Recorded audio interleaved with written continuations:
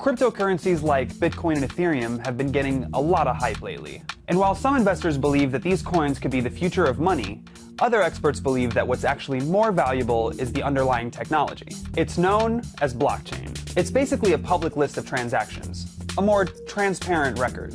You can think of this digital ledger like a game of dominoes. The blockchain is powered by a decentralized network of computers that all work on the same task. No one owns the system, everyone helps run it.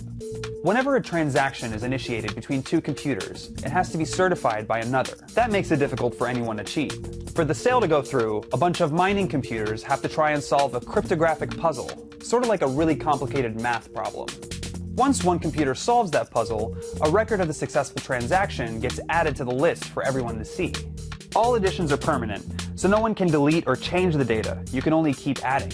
You may be asking yourself, what's so great about this glorified list? Well, since the ledger can't be changed after the fact, getting away with fraud is a lot harder. Blockchain advocates also argue that this technology cuts out the middleman by fulfilling the role of institutions like banks and government agencies. This means more direct access to your property, not to mention the possibility of much smaller transaction fees. Sounds promising, but does it live up to the hype?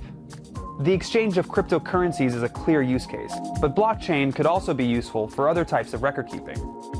Let's say you're a farmer, and you lose the deed to your land in a fire or a flood. If the government lost your paperwork too, you may be out of luck. But if you uploaded that deed to the blockchain, it's easy to prove that you own that land. In fact, people are experimenting with blockchain technology in a variety of places. From preventing voter fraud, to storing health records, to authenticating memes on the internet.